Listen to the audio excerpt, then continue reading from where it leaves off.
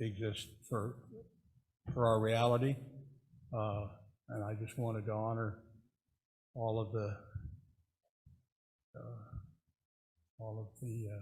people that suffered through Pearl Harbor Day. My Uncle Red especially, who was on the Arizona, and all of our moms and dads and grandpas and uncles who didn't hesitate to stand up to help protect freedom throughout the world. I think it's a big deal, and it's a big deal to me, and I just wanted to honor them tonight. Thank you. Thank you, Dennis.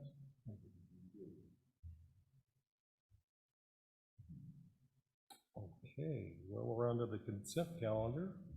Consent calendars are expected to be routine and non-controversial, to be acted upon by the board of directors at one time without discussion. If any board member, staff member, or interested person requests that an item be removed from the consent calendar, it shall be removed so that it may be acted upon separately. So anyone have any consent calendar items they want us to pull? Okay. Move to approve this consent calendar.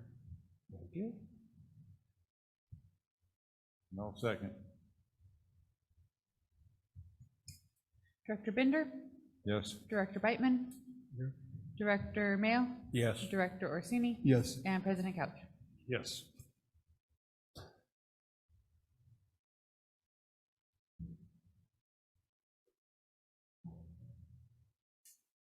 All right, that brings us to continued and new business. E1 is presentation of the Community Builder Award to the McKinleyville Family Resources Center. Okay.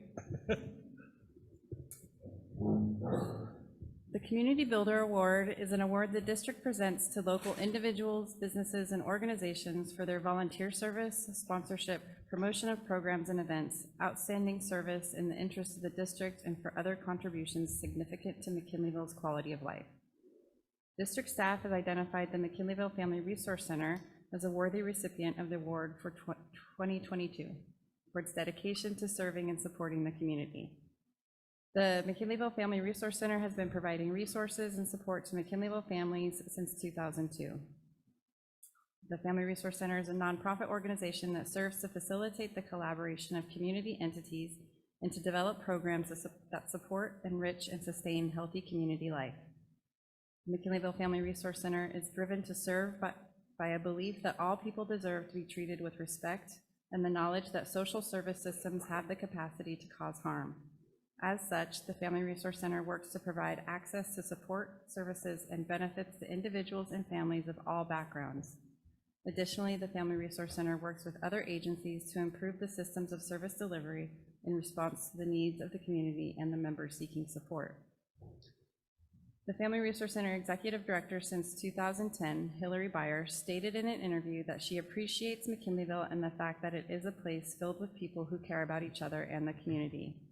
As such, a result of being a small community, people with differing worldviews work together in relationship over time toward improved community life.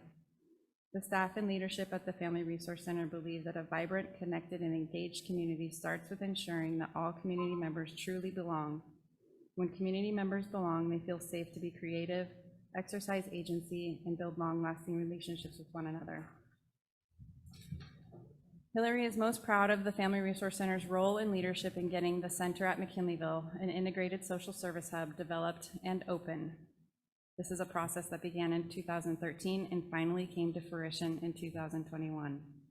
The center at McKinleyville is a project that is changing the social service delivery system in our community and creating opportunities for engagement with additional institutional partners. It was a lot of work to put together, and it is beautiful.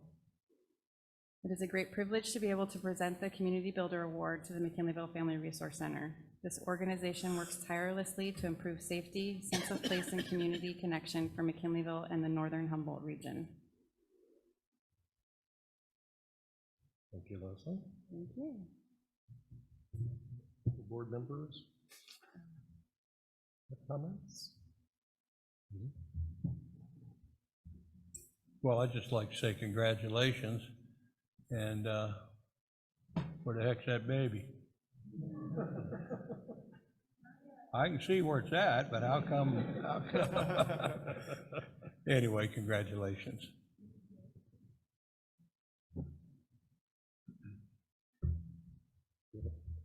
Congratulations to the Family Resource Center, a very integral part of our community. A lot of people benefit from what you guys do over there, so thank you very much for what you've done. And Hillary especially, kudos to you for not only being the front man for the Family Resource Center, but also all the hard work you did in the monumental summit that you had to surmount to get the center in McKinleyville done without the whole community falling apart. So thank you very much for that too.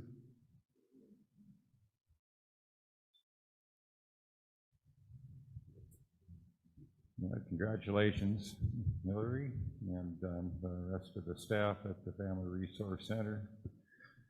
I had the privilege of seeing them operate very up close for a long period of time while they were being hosted by the Church of the Joyful Healer, which I'm at quite a bit.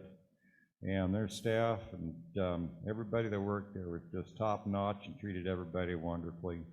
And they were good examples for everyone. Thank you.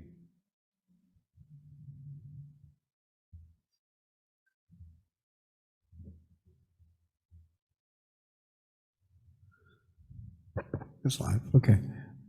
I'm new to the board, as you know, and this is, shall we say, an interesting and delightful thing to find on the first agenda. So, congratulations, and especially appreciation for the work that you do with this community. If you watch me or listen to me, as you'll find, I have a very strong interest in the development of this the McKinleyville community, the closeness of the community, the support within the community. And I'm delighted to see you on the agenda of my first meeting to receive this. Thank you. Well, I just want to reiterate what everyone else said and say thanks, you guys. And, are we actually doing an award, or are we, okay, right? Okay, well, okay, the public want to, anyone from the public? You guys want it? Oh, here's somebody. Charlie Caldwell. I live in McKinleyville, but you guys rock. Thank you so much for what you do.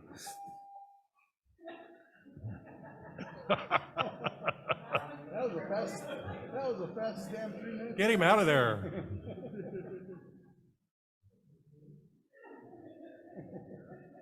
3 seconds?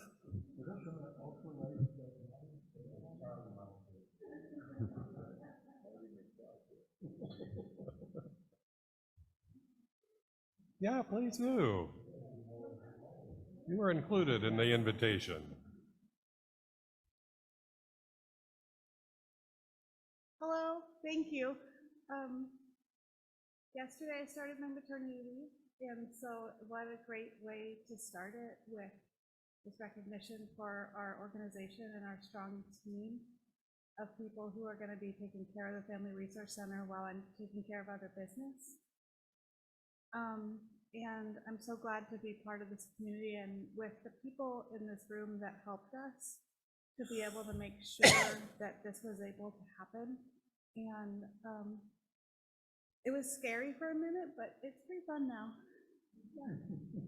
Thanks. Thank you.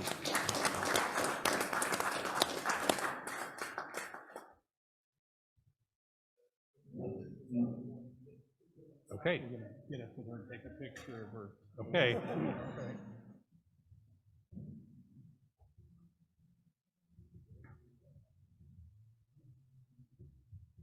So let's see, next we have item E2, which is presentation of design concepts for BMX track and park by Melton Design Group. And that is Leslie again. The Melton Design Group has developed a preliminary design concept for the BMX track and park.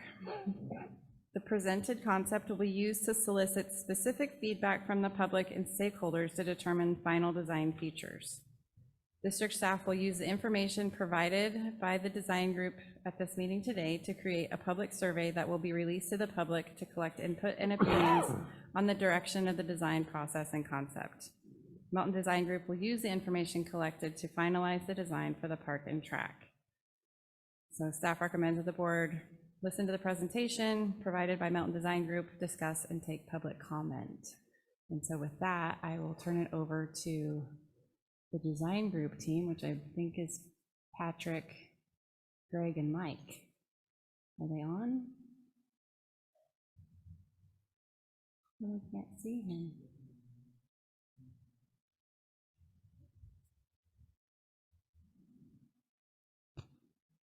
Can I get a mic check?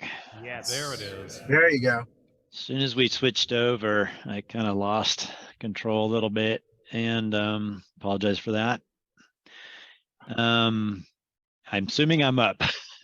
Yes. Okay. All right. Thank you very much. I'm Patrick Farrar with Melton Design Group. I have a team with me tonight, Mike McIntyre. You'll see him there by the track.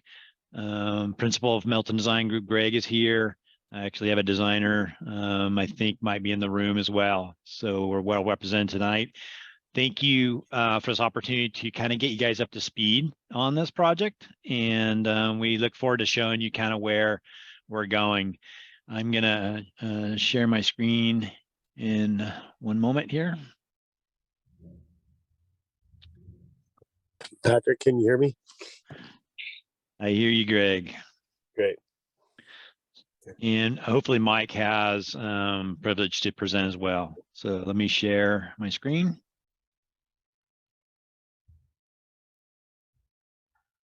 It's showing my screen sharing is disabled. Can that be corrected? There we go.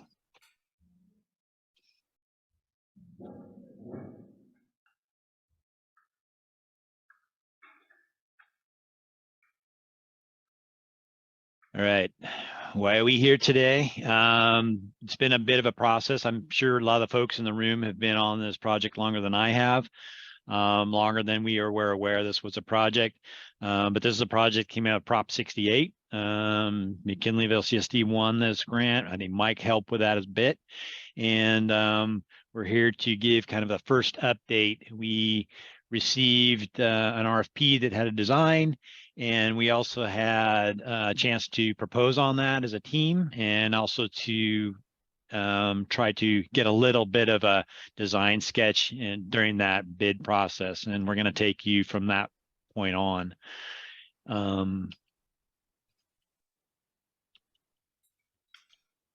Appears to be disabled. All right, I'm going to do this the old-fashioned way. So this is kind of where we started from. I think there's even a design before this. This was what we found in the RFP. We looked at it, digested what was in the Prop 68 requirements to meet the grant, and went through and proposed a little redesign. Some of it may not seem that different, but we always like to engage with the project, get to know the project and the community, even when we're in the proposal phase, to see if we like it. And we did like what we saw. It's a very small site.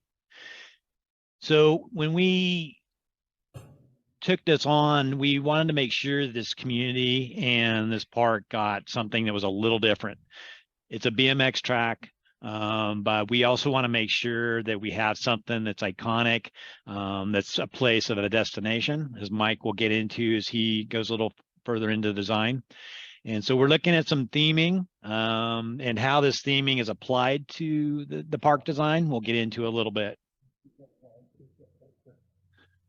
So we're looking at this racetrack, right? And then we have a sliver of a park that threads through it.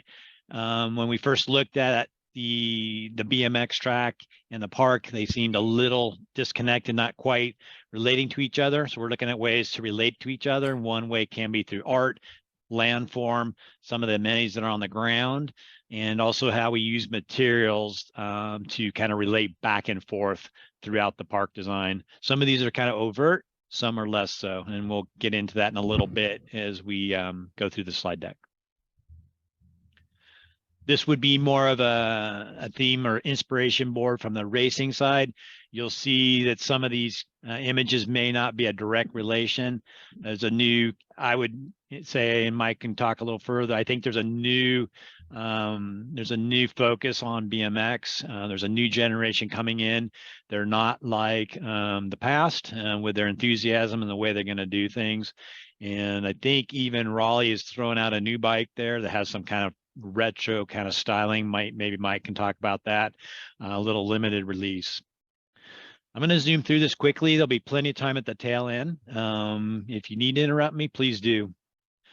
So we kind of got to this stage, and we actually have evolved even a little further. We kind of had to put a line in the sand for this meeting. About a week ago, we kind of handed this over. That's what you guys have seen. Now it's a chance to kind of explain it and how we got here. So our existing program shows the elements that are in the grant.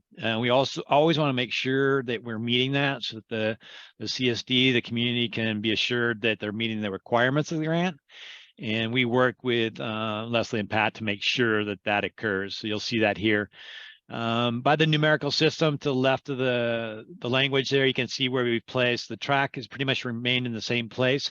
This is an old layout, meaning Mike has taken some care to redesign a little bit, and I'll let him go into that. But going through the design real quick, we have School Road along the bottom. If you're familiar with the site, if you're not, School Road running east-west along the bottom, Washington along the periphery. To the north, there's a new development, housing development, and then there's existing housing all around. School Road being a slightly busier street, and we wanted to make sure that we paid attention to this street. We have a lot of play that's very close, and so as we go through the design, we'll show how we've created a safer environment for kids when they're there, make sure that the parents can keep an eye on all children, and it's safe even for adults. So we kind of buffer the edges a little bit. So along School Road, we have a plant strip that it also, there's a lot of utilities running in there. So it kind of prevents us from doing much there as far as digging or building over it. We also have a buffer along this residence over here underneath our program call out. We want to make sure we buffer that resident with a little bit of space, a little bit of planting. We will also use this space primarily for a buffer, but also to clean the stormwater that does come off that parking lot. To the west, we also have a buffer. We're setting these features back a little bit. There is night lighting for security only. The track is not lit at night. We want to make sure, though, the residents are not disturbed. They're not used to having a park here. We want to make sure we're paying attention to their needs as well. We initially had play in a different location, but we looked at how we wanted to get vehicles in and out of the site. So we're looking at a drive-through so we don't get cars stuck partway in and able to come out if the lot is full. So we give them a throughway. We are working to eliminate stacking of traffic along Washington with kind of a raised element here that would prevent traffic from going the wrong way. We will have a sidewalk going through here north to south. This developer is mandated to build that. At this time, we're not ready to coordinate with them, so we'll probably be putting that in, replacing whatever they build with our desired solution. So the BMX track, again, to the top, we had pickleball element here on the left corner, giving a setback from the adjacent neighbor. We have in these red areas, we have the featured play. It's hot and 5 to 12. This blue building here is our restroom and concession, so it can serve BMX and the park. And we have a basketball court here. Slightly unusual shape, we can talk about that, but we basically have two half courts, and it may seem like there's plenty of room on this site, As Mike and I start to coordinate a little bit, we're going to need some of this space. As you can see, it looks like there's plenty of room, but we still need to grow his track a little bit from this scenario right here. So we have plenty of room here. Everything in gray is not concrete. You'll see when I have on the boards when we get to the end of the slide, we started to bring vegetation, soften this up, reduce the amount of hardscape, therefore driving down some of our costs. We do have a fixed budget on this project. The picnic shelter is kind of centrally located, midway the track, bleachers on either side for viewing, but there's also picnic tables within the shelter, so it's not functioning just for viewing. And then there's also room for people to set up their chairs and walk and sit and watch whoever they're watching on the track. There will be ways to watch around the track too, as you're standing, and maybe you can bring in chairs. I'll let Mike talk about how the spectating may go. And we do have a site that's not flat. So I'll just briefly go through this. Roughly this sidewalk edge we have to connect to. We're not changing that. Roughly it's around 145 feet above sea level. We're probably setting this picnic shelter around 149. And then we're looking at dropping the track perhaps just a little bit. Not only will that allow us to not have to have such big slopes catching back outside the track, but also allow us to use that dirt for all this jumping. We have a loop trail, walking trail, be a nice. Can I ask you a question right there? Yes, please do. Explain to me what you mean dropping the track. Do you mean dropping it lower into the ground? Yeah, very good. So Thank you. thanks for interrupting. I'm used to just talking in-house and we know each other well. So if I set this picnic shelter 149, I'm thinking about 4 to 5 feet lower than that. So you would spectate and be able to view down. Still, the jumps would be a little higher than that, but we have enough fall for stormwater to exit that stormwater out of the track. So don't assume it's above you like a mountain. Assume that it might be at eye level or below. Okay. And yeah, please feel free to interrupt as need be.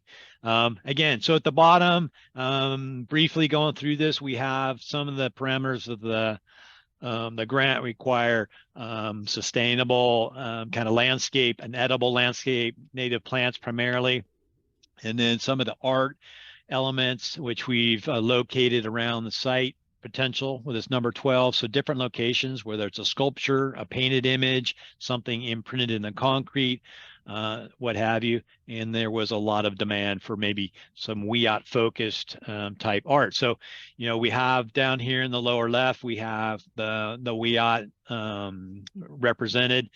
Through the planting design, you'll see some of their plants from their culturally important list that we have. And their website also has pronunciation and uses of plants and animals. And so that could be part of the interpretive experience. Can I jump in one more time right there? Yes, please do. Thank you for that.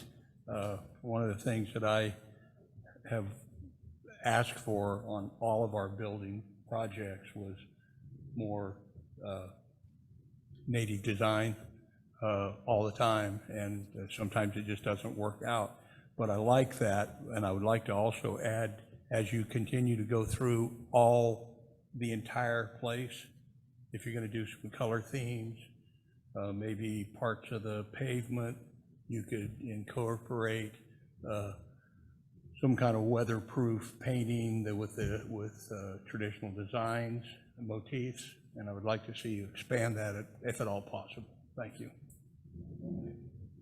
Yeah, very, very good. And, you know, paint is relatively inexpensive. And so there's plenty of opportunity on our bathroom and concession walls for that.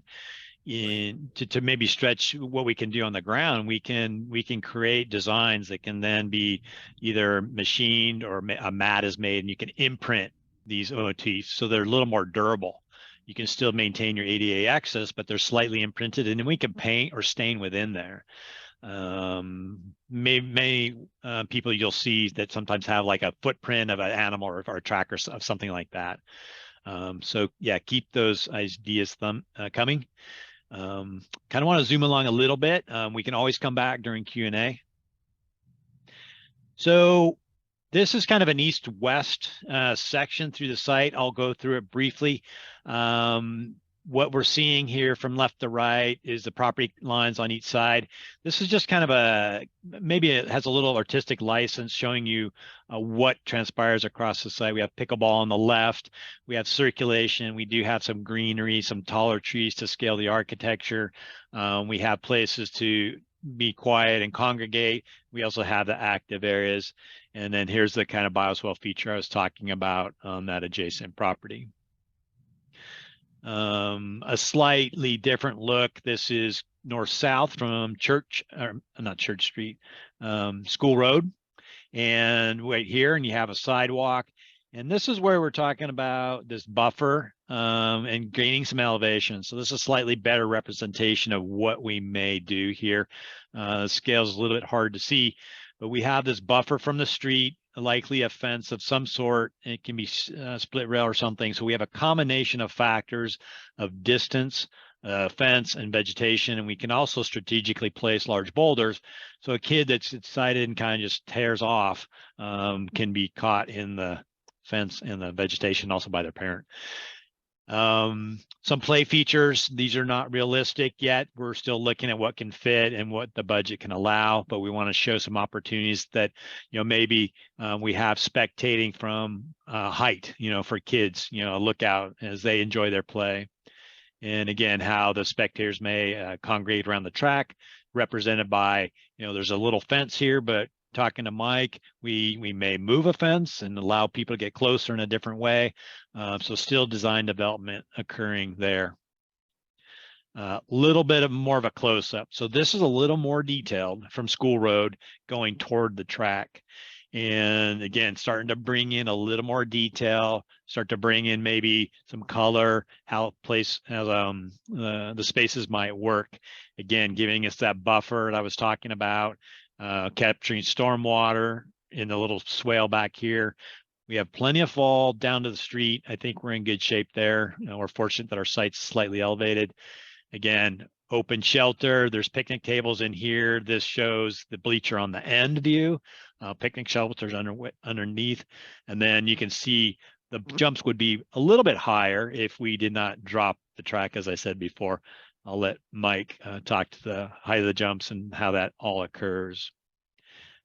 Just a quick look at the eastern edge, how that bioswale may work against the parking lot. This buffer here is varies in width. I think in this section, it's about 20 feet.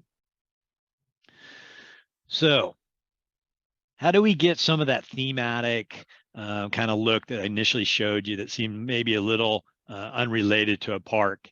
And some of it can be through color. Some can be through play. Some can be through the shaping of the ground.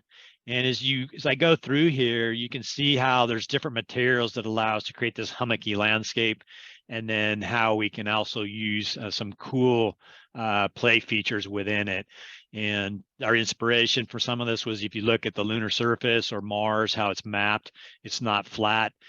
This would lend itself to that kind of space or futuristic look. And we can also represent some of these features on the ground by taking our cues from the BMX track, start-finish lines. Any of those graphics can kind of coexist, and you'll just start to see a little imagery here, a little pop of color. None of these are quite literal for our design. We're just looking at what's possible. As we get into the design a little further, we can start to select specific equipment. What we're trying to do here is challenge our kids to have a unique environment, have a chance to play in a different way, and have a really nice new park for this community. Quickly going through our plant material here. I don't want to bore anybody, but this is just a palette picked appropriate for the region, for either native or adapted. And we'll add a little more detail as we go through. We typically show the uses of the plant, if it's evergreen, deciduous, and we'll start to show that with this the WIOT plant of concern and importance as well. Most of these plants well behaved. I think to the previous comment about using native plants, many times the maintenance departments need to learn a new way of taking care of plants and maintaining them. So I think we can work with you guys hand in hand. And if there need to be any measures to let something go dormant and not weed whack it, that kind of thing, I think we can help with that. We have some wet plants for the bioswales. We have some dry plants for more upland, not intensive irrigation. Right now, we're not showing any mowed turf. There may be opportunities for that, but at this point in time, we're trying to get the site design down. And we just haven't identified usable turf areas yet. So back to the track real quick, kind of a landing for Mike. If there's any quick questions before I start to turn it over, feel free to jump out of your seat. If not, we'll wait for the Q&A. So I'm going to stop sharing, and if you could turn it over to Mike. Hold on a second. I think Dennis has a question. Oh, Yeah, I got a couple questions. The food area, what is encompassed in that, and how big of a deal is that? What is it? Just like a snack bar deal? Can you fix barbecues in it? yeah. So I think you don't want to be cooking inside. It's going to trigger a more expensive building. I think we're looking at more warming of food. A lot of communities, if they want to actually cook, they'll set a barbecue outside. Gotcha. So assume that this is a kind of a galley with a refrigerator, maybe coffee pot, microwave, storage, and then you can bring your food in side door. It's not shown here, but there is a door. Let me just mark this up real quick, annotate for you folks. So at this end, drawn roughly, would be the concession, this boxed area, with a walk-up window, and then there's a door to get in and out. There is like a mechanical chase down the middle, again, a little rough, and then the restrooms on either side. All right, thanks. Yeah, I didn't expect it to be that full. That's about what I expected, and so that's adequate, I think. Okay. The other And Patrick, thing we're also able to use that concession as registration for the races. So we'll be able to set up in there and register the kids and racers. Great. The other thing is the pickleball deal, which is fine, and I don't have anything against pickleball at all. But I'm not real familiar with the surfacing, et cetera, and I'll bring this up just as why I think about it. It's longevity. We had quite a public support outcry some time back to put in a bocce ball court, which we did, and spent some considerable time redoing the surfacing, to get it right, whatever, and it's hardly ever used now. And so I just wanted to be sure that this particular area, and from what I gather, pickleball is pretty popular, so I'm pretty sure it's going to be, but that it can have it can have multiple uses if need be. Does that sound like in the plan, or? Well, I will speak to the pickleball courts. Why they exist in the plan is because when we did the public outreach for writing the grant application, it was highly requested. Right. And I will say that right now we're running pickleball 3 days a week at the activity center, great, and it's great. well attended, and people are looking to play on a regular basis. Yeah, like I say, I don't absolutely nothing against pickleball at all. I just wanted to be sure we had flexibility if we needed it, that's all. And that's it. Those are my questions. Thank you for your presentation. Yeah, I want to talk to multi-use. I think that's a really good point. We say this is a pickleball court, and that's true. And I can tell you that folks will generate alternate uses. Someone's going to learn to ride their bike in there because it's a safe environment when no pickleballers are there. Some young kid, someone might learn to get their dog to come to them. Maybe it's not allowed, but I used, when I had a dog, it was a rescue and I couldn't trust it to be alone. I got my dog to come to me and trust me in a fenced location as this. People learn to skate. We could also, put up some sort of rebound board in here. If you guys decide to go that way, you can kick against it, hit against it, those types of things. So try to keep thinking about multiple uses for this, even though it's called a pickleball court.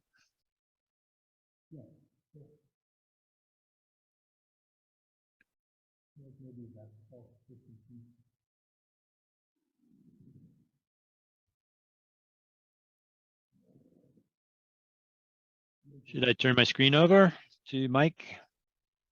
Yes, please. Okay, thank you. There'll be more to discuss shortly.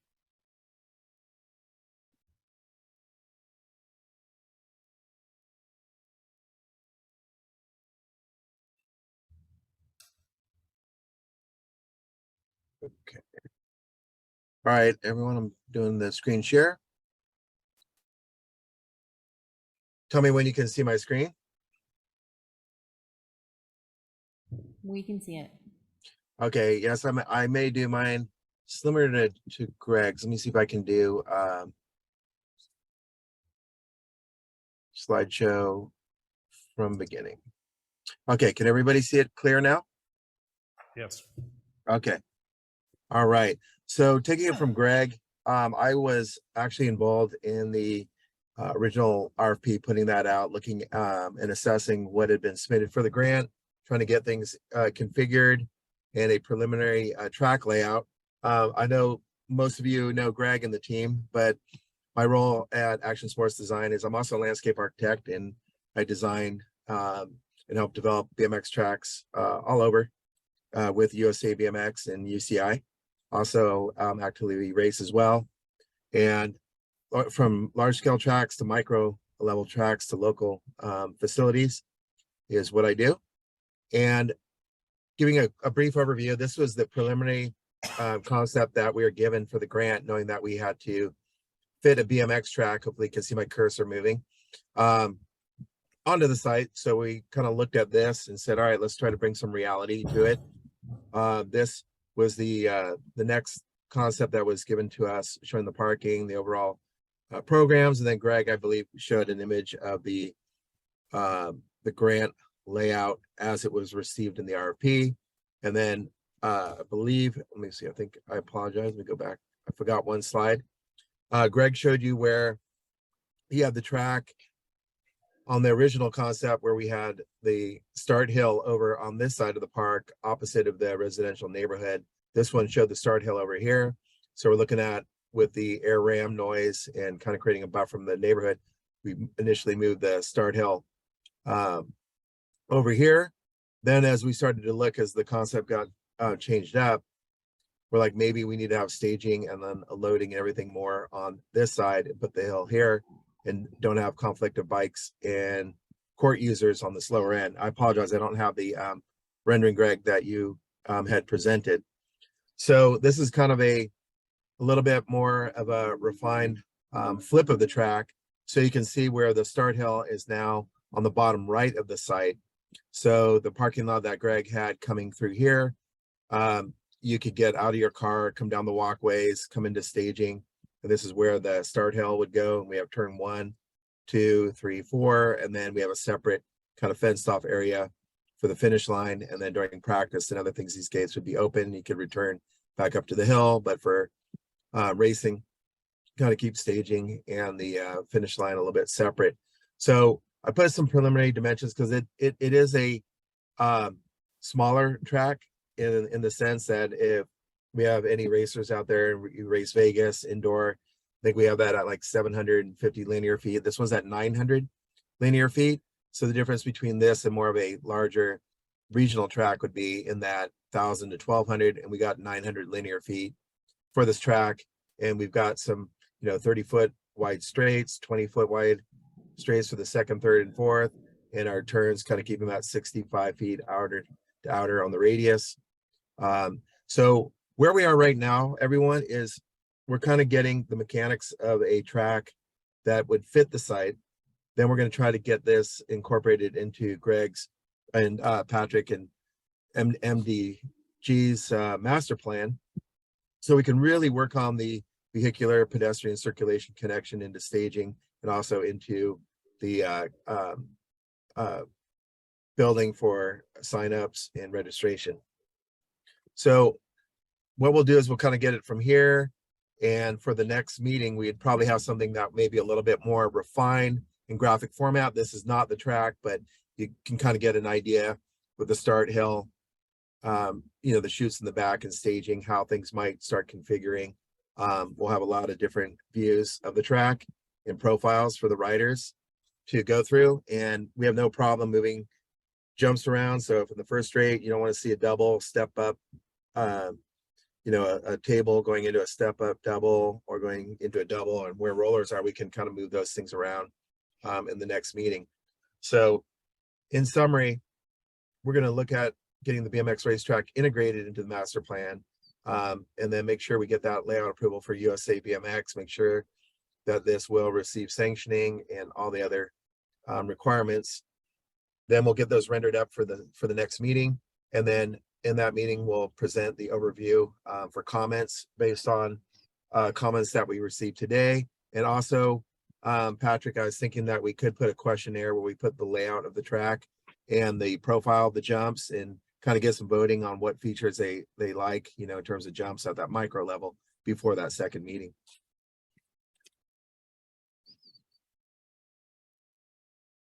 So I can go ahead. If anyone wants me to go back to any of the other slides, I can, but this is where we are at the schematic level for the track layout as of today. Yeah, Mike, it might be nice to go back and just kind of walk through, you know, just the whole track and how it fits into, I know it's not totally fit in at this point, but how does it operate? Give us like a, you know, when there's a race day, start from the race day, people arriving to kind of the end of the show. So everybody understands. Yes, and I don't have this laid out in context to the site plan that you were showing prior. I could put that in real quick, or we could walk through it. That basically, yeah, you're gonna come park your car, unload your bikes, whether it's a parent, brother, sister, friend is going to walk over to the registration concession building where you have the restroom and concession or administration, I'm sorry, and go in and sign up. There'll be a track operator who'll be running the track for the sanctioned race for that day, and they'll go sign up. And after a certain scheduled time, if they're racing, it could be on a Sunday at, you know, let's say races are at noon. They'll have practice 11 to noon, an hour before the races start. They'll post the race. They have a moto count, moto maker, and they'll post the motos for each classification, whether you're a beginner, intermediate, or expert rider by age, cruiser or 20-inch, you know, class bike. And then the riders will come and start staging up in the staging area where they'll call it up. So if it's Moto 1, there may be four riders, and these are the chutes right here. They're actually, this will be a ramp here with small railings, or it could be even a delineated marking on there. And riders will come up, get up on the top staging. And if I'm in Moto 1 and I'm in gate 1, you kind of go from the inside is your gate 1, and there's 8 riders that'll be staged up to 8. A lot of times, if you don't have enough riders, it could be a minimum of 3, a maximum of 8 per moto, per race, per age, per class. And there'll be a pneumatic ram, or in some cases we have electric gates as well. And then there'll be a light system here, and they'll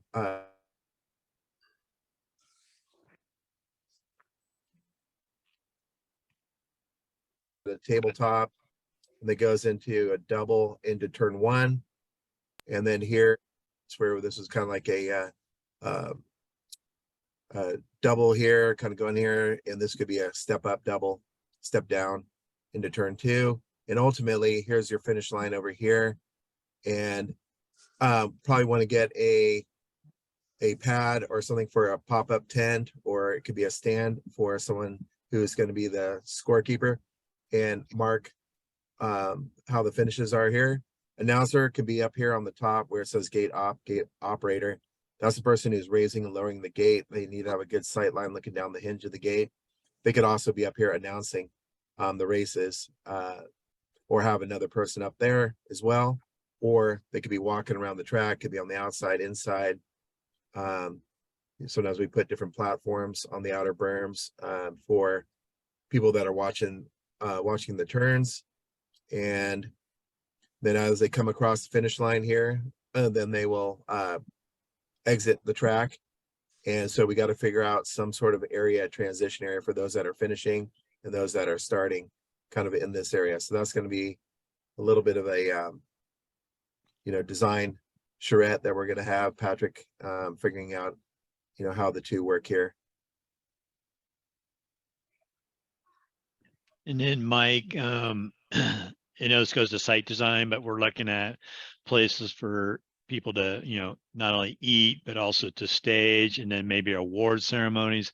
So, what can we expect, like amount of competitors on a day, roughly? How many bikes, how many riders roughly do you think?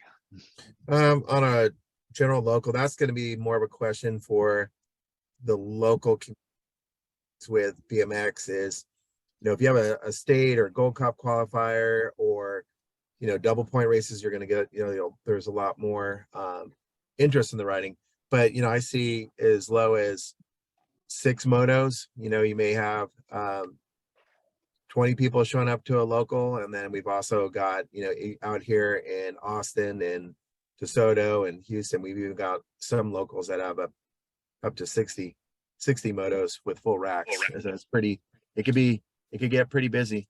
But this is a really good local, regional, and state level track facility. It wouldn't be at that national level because we don't have the overflow and staging necessary for it.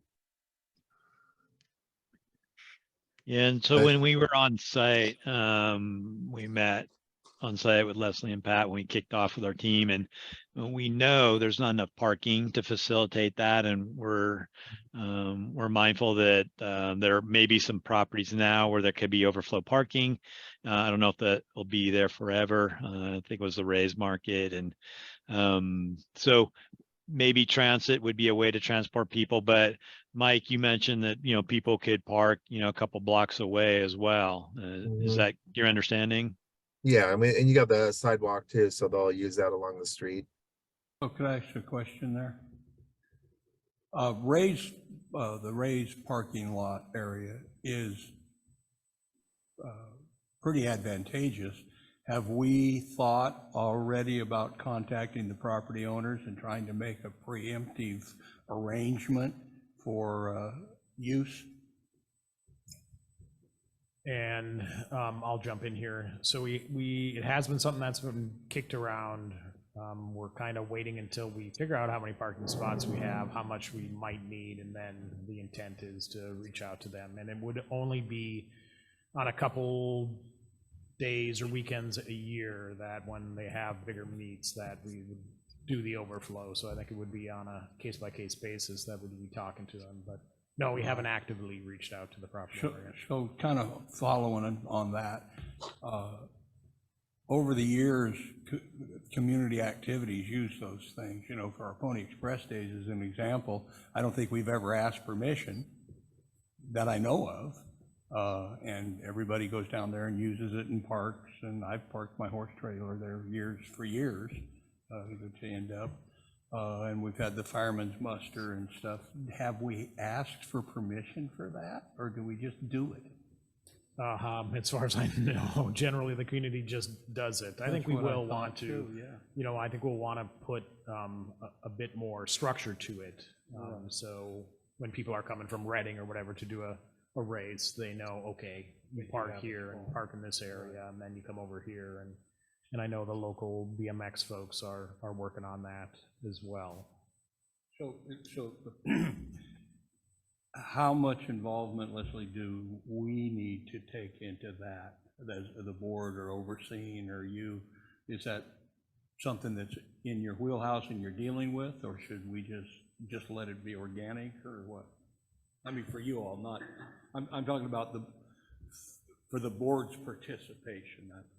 I think the board's participation will come when we have a agreement with the BMX, the McKinleyville BMX community, who will be hosting the races at the site, and we'll have a use agreement around, you know, participants and directing traffic and like, so we'll draft that and the board will review it and approve it, and then that will outline who's responsible for what and Any liabilities that might be incurred there? Correct. Okay, thanks.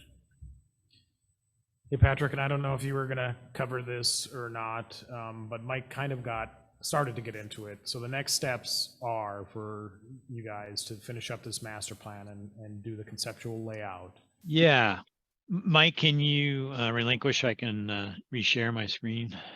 Yeah, and I, just real quick, you can kind of see here, Patrick, and for the board, just lay this out real quick from that concept to show that we have flipped the start hill to this side so that no activity on this side would have bikes. There's really not a need for bikes to be coming down into this area. So we have the bleachers, viewing the track, picnic shelter, and this would be your kind of restroom. And also, I believe this is the concession registration building as well. So we might want to look at something, you know, later in the design. Maybe this moves a little bit closer and this moves over, so you can get out from park, unload your bike, get to the registration, and then kind of stay on this part of the park for the racing, and then keep this all, you know, more of the passive recreation. So, but yeah, going into that, let me go stop share.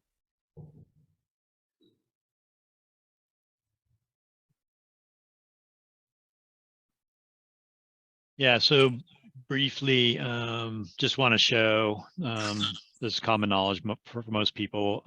This is the grant estimate or the actual budget that we're working against.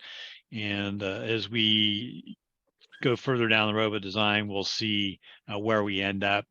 Sometimes there's a little bit of shifting from one thing to another. I've talked to Mike a little bit. This $355,000 for the BMX track, he thinks he can get it done for that. But we'll see on all these elements to see how we come out. And so we'll have way more detail to provide you as we go through the process. Specifically to next steps. So today we're at public meeting number 1 for the park and BMX. We have an additional one in January. In the interim, we're scheduled to have a kind of a staff design review before that 19th meeting. And so we don't have that scheduled yet, Leslie or Pat, but we anticipate that happening. That's the draft master plan phase. The final schematic would be complete March 1st, starting our design development or 30% construction docs February. So you kind of can see the durations going through construction docs, roughly July through December, bid January and April 2024, anticipating a grand opening fall. Now these dates are a little loose, as you can see, but that's what we're working towards. We have some float built in, but that's kind of the design direction we're going. And real quick, next steps too is, Mike was talking about flipping the track. So this is kind of what's on the boards, something we kind of worked at in the past couple of days. That really is not in your packet, and there's good reason for that. It's just we do many sketches, we work together, and when Mike and I talked, he said, "Hey, what if we flip the track like he just talked about?" So if we maintain the same parking, maybe the same layout, more or less of elements on the site, but what if we have a dedicated space, for riders to gather? That's kind of a nice space. It's not just a dirt lot. We have a built BMX plaza. And then we have a way to kind of break the boundaries, the edges of the geometry of the track, with a little more flow around the edges, way for pedestrians to kind of come up. Now, this is kind of highly schematic, but what we're doing is developing these pedestrian spaces where Mike says we're not going to have rider pedestrian conflict, or even, Todd and rider conflict. This is a small park, and there's just a lot going on. So it also goes to our theme, this kind of organic shape through the middle, really to create a perception that there's more space than there is. Instead of a square space where you can see all four corners, here we're showing a lot of change in topography, softscape, hardscape, some structures from the architecture, the shelter, the bleachers, the concession bathroom, pickleball, and then the verticality of the trees as well. Again, so this is kind of a concept here, starting to lay out picnic tables that might be over here, benches around the site, buffer from the street so that we don't have the street edge here. Again, trying to get pedestrians from up here. We're probably going to have to come in the site with our sidewalk and back through, but we have still this loop system, and we may be changing materials. This BMX plaza could be, it might make sense if it's decomposed granite. That's a surface that, these guys know how to ride on, plus it might be appropriate for that. So again, when we get to the budget, if we have some issues, we'll look at different ways to reduce paving or to choose a different type of surface. So again, that's on the boards. Mike and I are going to have a design workshop next week. We're going to really get down and make this fit. This, again, is just a paste in. It's not his latest design. But again, we're looking at the edges like he talked about. And now we have a fully functioning park, right? The park is speaking to the track and back and forth, and they kind of are knitting together. So that kind of is it for our presentation tonight. And Greg, if you have anything to add, or are there any questions from the audience? Any questions from the audience? And we'll bring it back to the board after that. Actually, we can bring it to the board, but I do want Leslie to kind of weigh in on when we are going to bring this back for public input and get it to the BMX community for input. I think we have a little ways to go before we're there, but okay. So I will be contacting Patrick tomorrow and asking for his presentation and different pieces and the specific elements that they're looking for input on. I've taken a lot of notes. I plan to create a survey that people can either do in written form or online and send it out to the list of interested folks that I've collected since we started this process, and then also just send it out to the general public through our email list and on our Facebook page to collect input from folks for specific features. I hope to have that survey released within the next 2 weeks and be collecting input for 2 to 3 weeks, and then get that to the design team so they can work on their next iteration. We'll bring it to the board. I think this question goes to you, Leslie. Or maybe it goes to Pat. The BMX sport activity is a well-organized activity. And my question is, do we presently have an active BMX community within Canada? We do. Jason Orlandi in the seats over there is the head of the BMX nonprofit. And his kids have been riding. He's the one that originally approached asking if there was any way we could get a BMX track built. So he could probably answer more to how many riders we have in the community, but yes.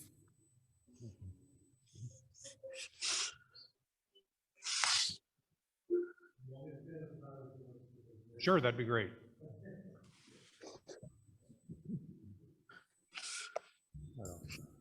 Try and keep it quick. I know that everybody's time is valuable. Thanks, Greg, Mike, for helping us along with this. On the local level, as Mike was talking about, in Samoa, we have a track, so we have a large community right now. We actually have a youngster in McKinleyville that placed in the top 20 nationally. Chance Hertel just got back from Oklahoma, raced against the fastest racers in the country. I think there was 70 kids, 12-year-old experts. He made it all the way to the last 8, which was a long 4 days for him in Oklahoma and Tulsa. So we actually have a nationally ranked child that goes to school right next door to us here at McKinleyville Middle School. But back to the local level, at a local race, we can see maybe, I've counted the cars at the track in Samoa before. We usually have around 20 to 30 cars. You know, you might have, like Mike had said, maybe 20 to 30 people show up at a local race. So on a normal day, we have the routine down. We've held local races here in the community for, I mean, I used to race BMX back at Redwood Acres, and now I still do in Samoa. So I'm very familiar with the process of the daily ins and out. I've taken the actual track operator exams that USA BMX has new track operators take, so I've gotten that ready to go. We held a state level race here in Samoa this last year.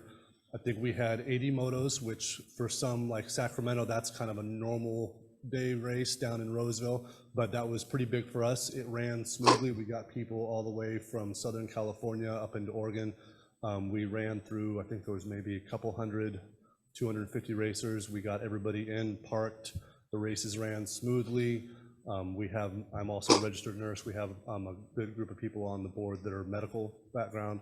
So we do it safely, and everybody has a good time. Everybody 5 years old up to over 60 years old. So it's something we've been doing for a long time. And I just want to say thank you guys for letting us proceed with this over the years. It's been 3 years now since I think we held our first town hall meeting here about this. So anyhow, thank you guys very much.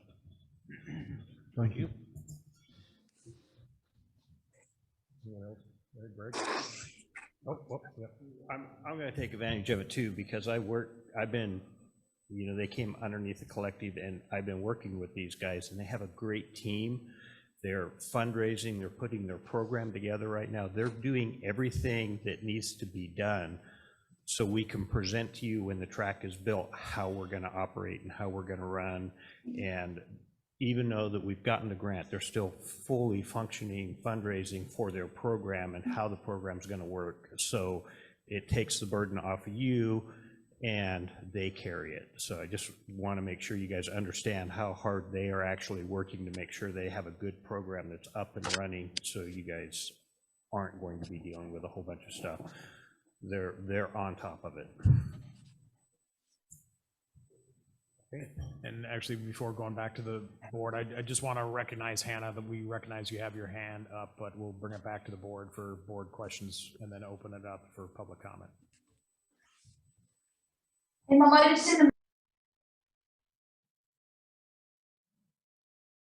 did you have a? Yeah, I've got to turn the mic on. That's what I got to do. The first thing that came up, and this will probably be part of the survey that would be done, but lighting was one of the first things that was mentioned, and I think that a couple of things from a 30,000-foot level is lighting necessary? Will lighting attract, or will it help? Will it bring people in to cause issues at night or keeping it dark? You know, so there's that, and there's also the issue of what the neighbors are going to put up with.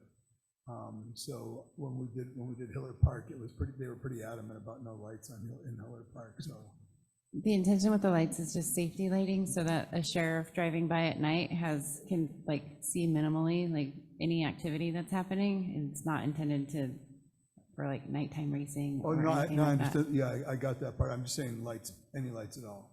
But anyway, and that would be something that you probably want to run up the flagpole with the neighbors.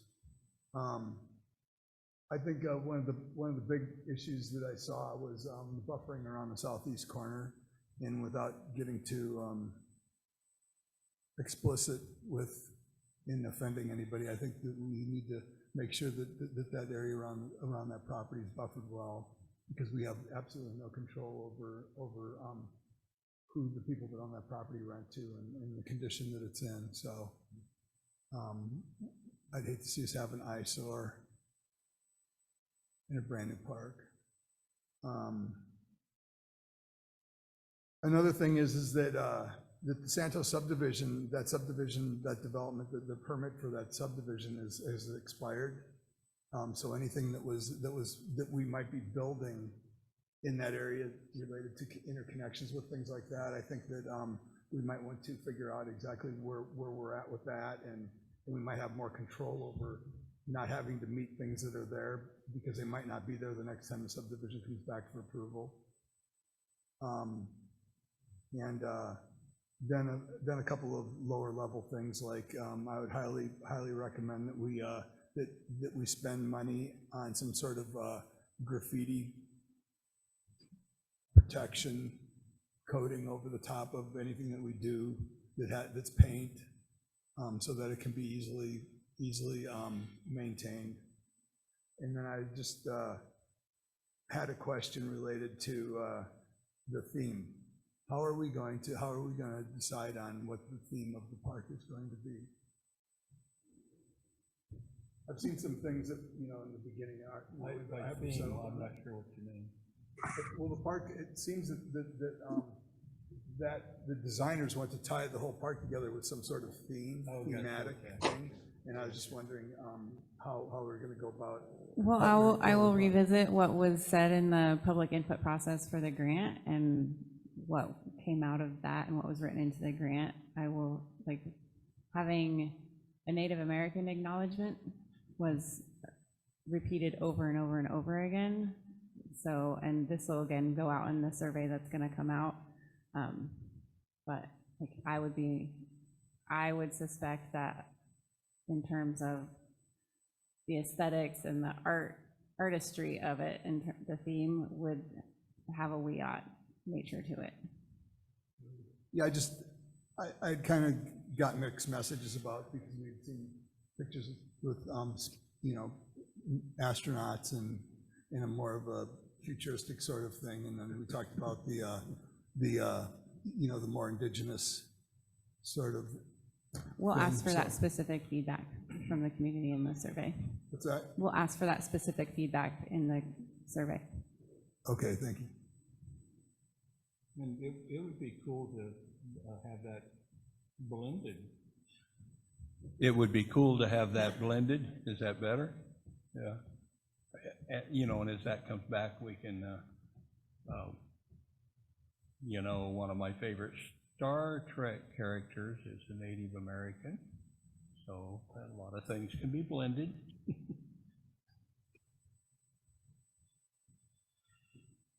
Okay, well, my comment on it too is I kind of like the change in the orientation of the parking. I mean, that overall big change in the plan, I like that a lot. I think it, makes it a little more organic, and so I like that. And then my other thing is if we can save any of the spruce trees that are on the property that could be incorporated in the landscape area, so, well, okay. If we could, it'd be great. Okay. If I can interrupt there, I'm going to point out where it's very reasonable to save some trees. And this is one location for sure. There might be a little bit in here, and there's a pretty good stand at various ages that we're looking at to save there. Great. 50-foot spruce trees are hard to replace. Okay, well, I don't see anybody else having any, or we still have. You have a hand up. Oh, we have a hand up, okay.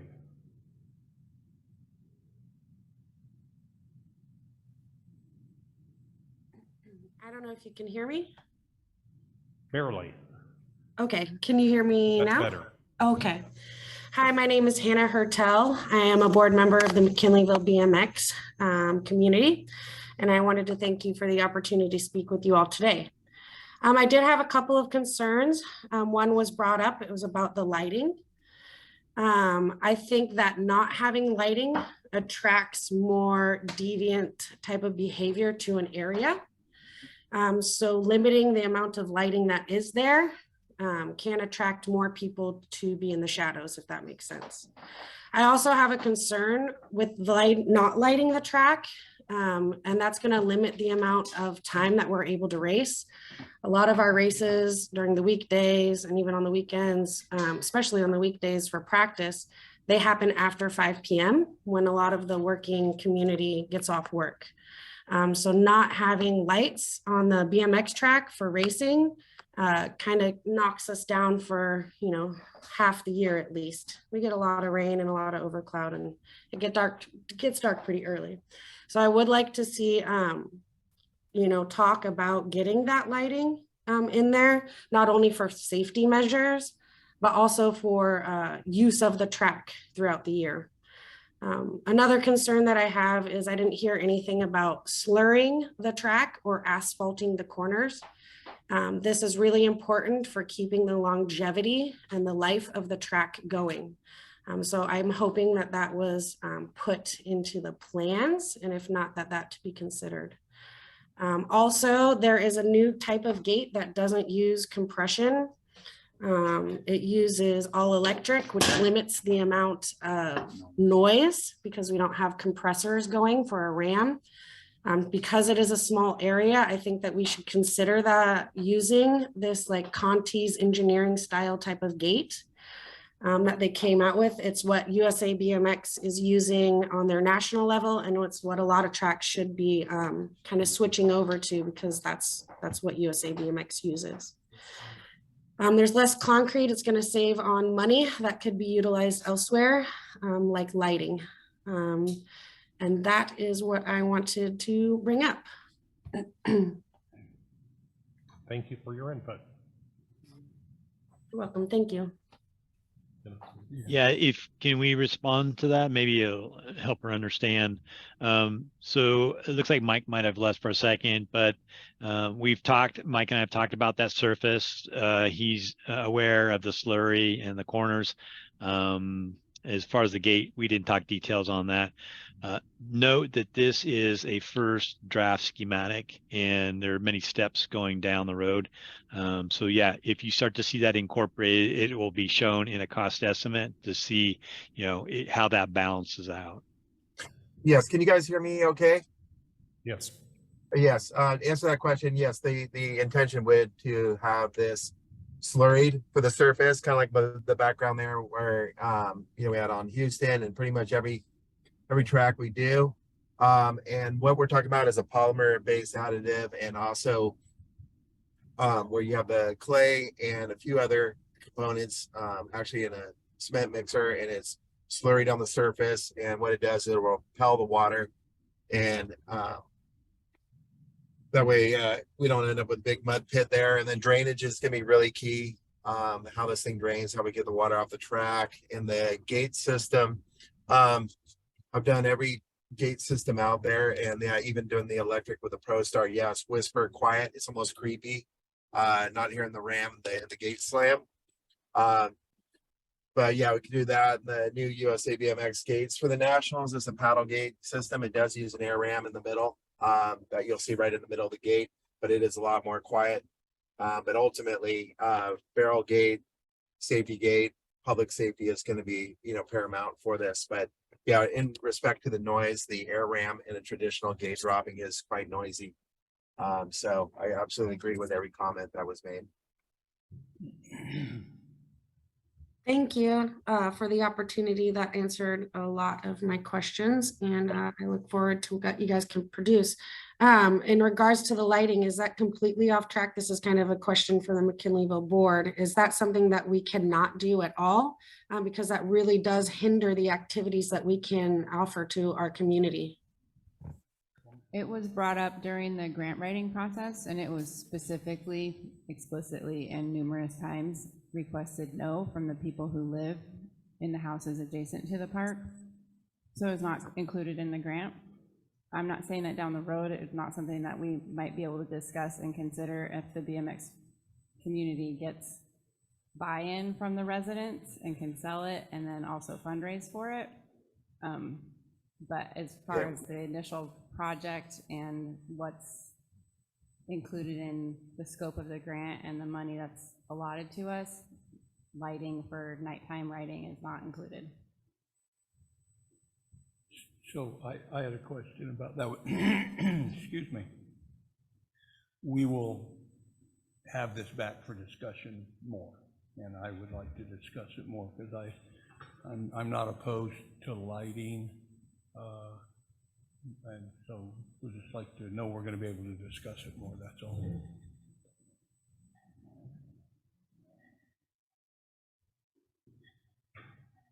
In my input on lighting was, we have to be good neighbors, and that's my only consideration for it is making sure that we are receptive to the people that live in the area, to our neighbors over there. One thing that I would say is, it's cheaper to put the conduit in the ground while you're doing the work. If that's something that we might think about in the, is to put, at least bury the conduit, and then it'll make it a lot cheaper if you decide to do put in lights in the future. Let me respond to that. I agree, laying conduit for future is good. I think if lighting comes up, you should be looking at solar. You can program an individual light without laying out all that copper. Your initial price could be higher, but you can tune those lights that are near the neighbors individually with your phone. It's really getting quite sophisticated. So when that comes up, I think, yeah, you'll have even more opportunity to really address the lighting in a very specific way. I've seen them, doing the racing in the daytimes and stuff at different places, but I've never seen the night. How much lighting do you need? We got. Actually, I think I'm going to jump in, Dennis. I think we're getting into the weeds. These guys have quite a bit of design left to do. That's no problem, yeah. Before. Yeah, quick answer is 35-foot candles minimum on the track. And you want to make sure all lights are aimed into the turns, not into the rider's direction, into their eyes. Right. So as a minimum, all photometric plans for tracks we try to have a minimum of 35-foot candles on the track. Just curious, I've got a real good friend that's got about 500 of those lighting units. He rents out to construction jobs all summer long. He'd be tickled to use them in the winter a little bit if you wanted to. And they sure light things up.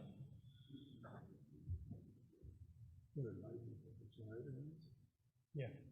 Thank you, Patrick and Mike and Greg. We'll be in touch. Right, thank you. Yeah, thank you for the opportunity to present. Appreciate it. Thanks for your work, everybody on it. Yeah, we're not done yet. Just you wait. First step. Yeah, but what we have so far is looking really good, guys. Thank you very much. All right, thank you, everyone. Looking You're forward welcome. to the second meeting. All right. So next we have E3, which is consider approval of resolution 2022-30, authorizing the general manager to sign and file on behalf of NCSD a financial assistance application for a financing agreement from the State Water Resources Control Board for the planning, design, and construction of Fisher and B Street lift station upgrades. And it's Patrick. Yep, this one's mine. So the district is seeking planning and design funding through the Clean Water State Revolving Fund, or Clean Water SRF grant program, for an upgrade project to improve the efficiency and reliability of two of the main lift stations in the wastewater collection system. The proposed project will include pump, motor, piping, and electrical and control upgrades to the Fisher and B Street lift stations to improve the operating efficiency and reliability of the stations and extend their useful life out for another 50 years. The project will also assess the need for upgrading the lift station structures to meet current seismic building code. The Fisher lift station is the main station that collects the entire flow from the southern half of McKinleyville and pumps it up to the wastewater management facility. It also takes overflows from the Hiller lift station, so can end up pumping almost the entire wastewater flow generated in McKinleyville. Needless to say, if the station were to be offline for any reason, it could quickly end up being a major sewage spill that may reach the Mad River. The B Street lift station is located in the eastern portion of McKinleyville and pumps flows from the B and second area eventually to the Fisher Lift Station. B Street Station is located near the headwaters of Widow White Creek, and a failure of this station could also potentially end up in Widow White Creek. A detailed plan of study, which will be included in the grant application, is included as attachment 2 in your board packets. As detailed in the scope of work in the plan of study, the intent of the $500,000 planning grant will be to complete the engineering, design, permitting, and preparation of bid documents for the upgrades to both lift stations. Upon completion of the planning grant, the district would then pursue Clean Water SRF grant funding for the construction of the proposed improvements.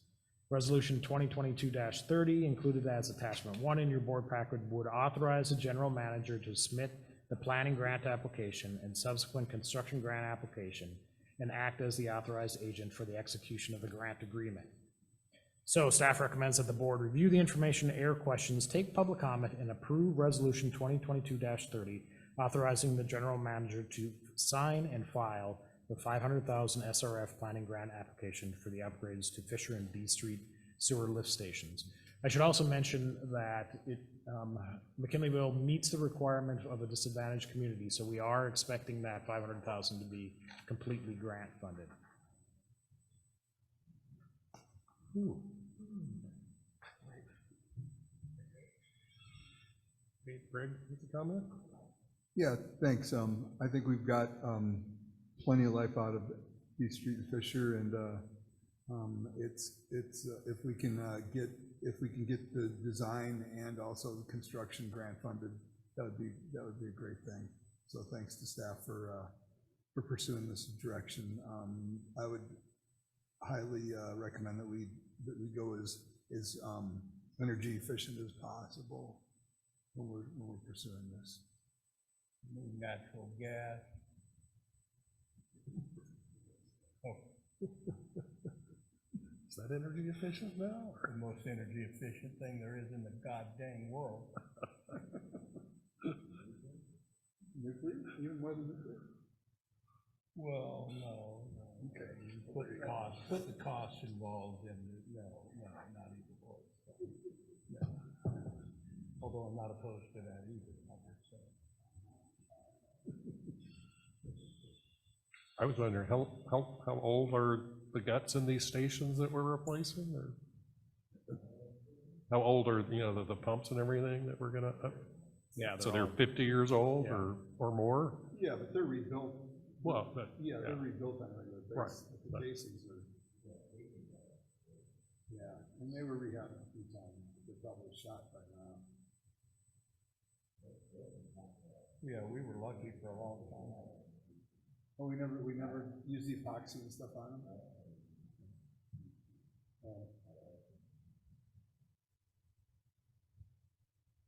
Well, it sounds like they're due for the upgrade.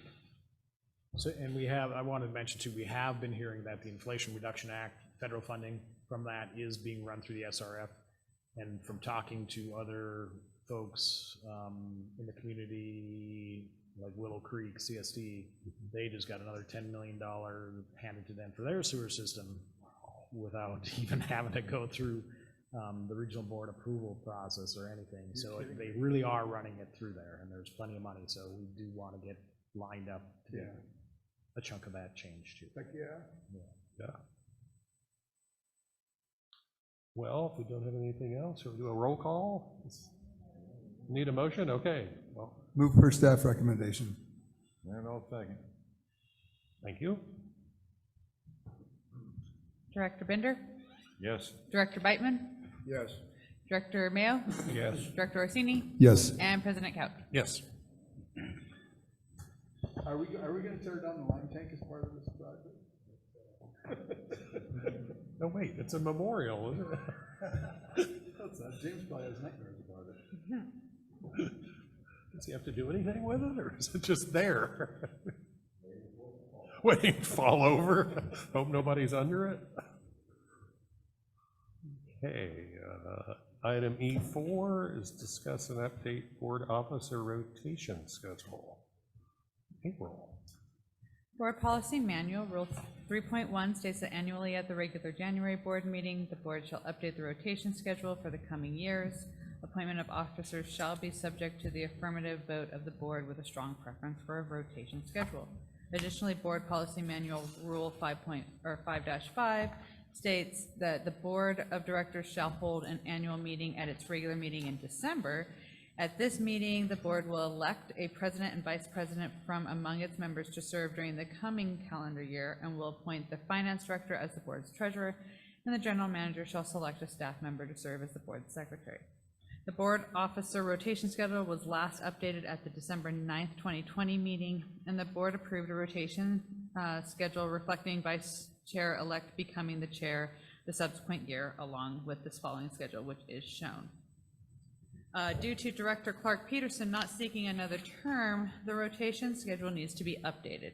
Staff proposes the following board officer rotation schedule, which would start with the chair in 2023 being Director Orsini and Vice Chair Director Bender. And you can see the rest of the schedule there. So staff recommends that the board discuss, take public comment, and update the existing board officer rotation schedule to fill chair and vice chair positions for the 2023 calendar year, appoint the finance director as the board's treasurer, and ratify the general manager's selection of the existing board secretary to continue their service in that role. Thank you. Any board comment?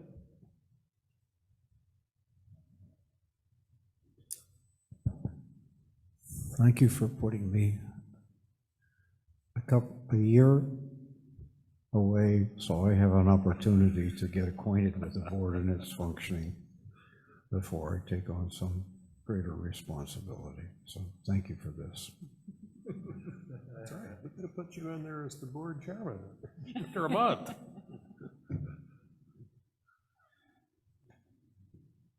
Okay, well, I need a motion again. So moved. I'll take it. Thank you. Director Bender? Yes. Director Beitman? Yes. Director Mayo? Yes. Director Orsini? Yes. And President Couch. Yes.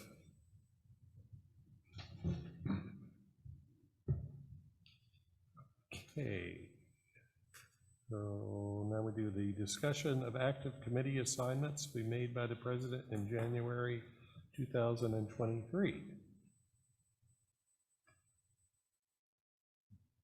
Ready? Are we ready? All right. At the beginning of each calendar year, the board president shall appoint committee assignments as stated in the board policy manual. Rule 3.2, the president shall perform the duties of presiding officer at all meetings of the board of directors and shall carry out the resolutions and orders of the board of directors and perform such other duties as the board of directors prescribes, including appointments of members to serve on committees of the board and designation of committee chairs except for the Parks and Recreation Committee. The board president is responsible for the leadership at public meetings and for exerting every effort to unite the board in a working cohesive group by preserving order and decorum. The board president shall decide questions of order subject to appeal to the board. This requires the assistance and cooperation of all board members. Appendix A from the board policy manual, which is attachment 1, gives greater understanding and descriptions of the standing committees of the board. There's currently one ad hoc committee not listed in Appendix A, which is the Community Forest Committee.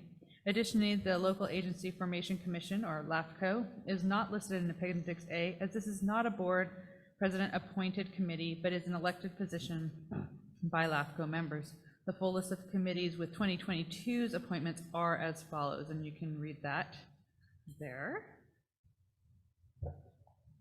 With the update of the board president rotation, this is an opportunity to discuss what these appointments and to bring to the attention of the incoming 2023 board president any interest individual board directors may have regarding specific committees. The staff recommends that the board review, take public comment, and discuss potential committee assignments for the 2023 calendar year. This is an information-only item. Thank you, April. Anyone have comments on committee assignments? We're all good with just Hmm? Okay. Although I will tell you on LAFCO, I'm not going to be on the LAFCO because I got beat out by Heidi Belzoni to be the special district alternative member to LAFCO. Yeah. You didn't do a hard enough campaign. That's true, I didn't. And what? Somewhere in southern Humboldt, I'm not, do you know where she's from, Pat? Heidi? Red, correct?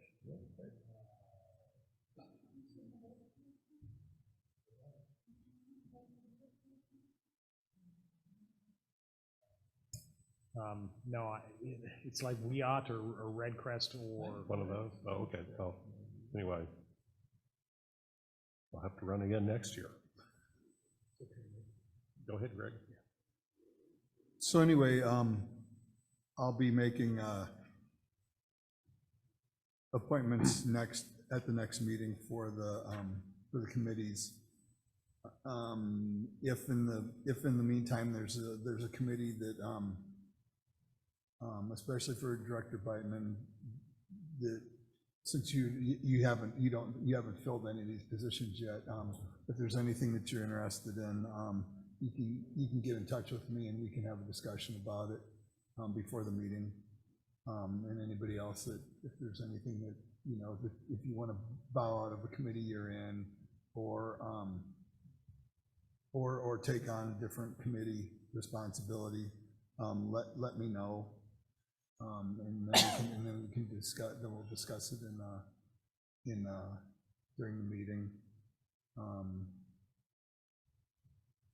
Another thing that I think that we'll look at too is if we've got committees. I can see a few committees on here that are dead weight, and I think that one of the things that I'll probably want to get rid of some of these committees that don't ever meet, and that'll be my way of saving ink. And to staff, if staff or anybody on the board has any concerns about any of these committees, that they should be public meetings, we can have that discussion too. And are we planning on putting the community forest committee? Are we going to formalize that and update the board policy manual and put it in the list? Oh, it is in the list. That's right, it is in the list. We talk about it every year. But are we going to update the board policy manual too? Yeah, it's not in the manual, so we would have to update the board policy manual. We need to, especially when it becomes a public committee where we have public members on it too, we need to talk about switching it from an ad hoc to a standing committee too. Yeah, the board will have to vote on that too, so we'll probably take all of that to the board for approval. After spending time? Yeah. Okay. That's fine. That's all I had. Okay, then we don't, those discussion information only. Yep. So we can move to active committee reports, Parks and Recreation. Nothing to add to Director Frisbee's report, other than we're having a potluck on our next meeting. Yum, yum.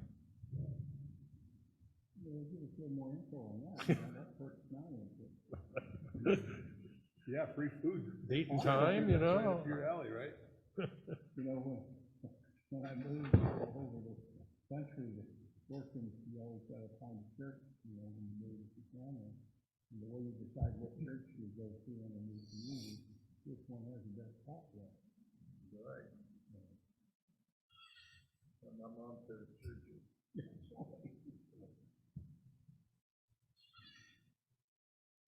Okay. Well, we won't talk about the area fund unless we don't have anyone to talk about that. Redwood Region Economic Development Commission, Scott again. Did not meet. McKinleyville Senior Center Board. We met. Well, December is just basically the first half is, well, for me, it's a lot of fundraising activities. We're going fine. And the second half, we're going to be closed due to Azalea Hall maintenance. Everything going good? Oh, and we're going to start the drive-through frozen meal distribution through through the Eureka Senior Center here in the first week of January. Well, that's gonna start in January? Yeah. It's gonna be a regular thing then? Yeah, regular thing every Tuesday. Very cool. Stand by for news. Right, Audit and Finance Committee, we didn't meet. I think we meet on this next week, Yeah. Monday. Employee negotiations, we didn't meet. McKinleyville Municipal Advisory Committee. Yeah, we met. We talked about the town center ordinance, the timing for we have a meeting mid-month, or no, mid this month. We have a meeting like next week or the week after, the 21st, and then we're going to we won't have a meeting at the end of the year because of the holidays, and then we'll probably be meeting again mid-month in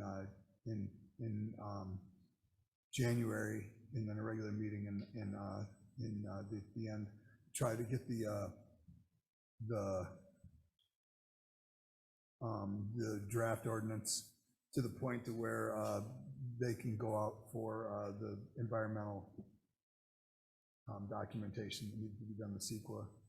Get a scope, boy, it's 8:45 to get a request for qualifications to get CEQA done for the ordinance. And the timeline was probably getting the ordinance to the board of, to the planning department and the board of supervisors by the end of next year. So that'll give you an idea of the timeline that we're gonna do. That's gonna take for before before the ordinance gets approved. We also did, we agreed on the multimodal plan that was done, and that we're going to send a letter of recommendation back to the Board of Supervisors that they approve that with a few caveats. One of them being that the Public Works Department utilize that for fetching grants and also other funding that might come available for that, and they also use that when development is happening, that it's a recommendation that plan be used for the frontages when there's new development and things like that. So, and then also so there's the plan's not prioritized. And one of the recommendations in the letter is going to be that the Board of Supervisors directs the Public Works Department to work with the McMac to prioritize the different areas on the multimodal trail. And so that was pretty good. And the town center, we did one other thing. What was that?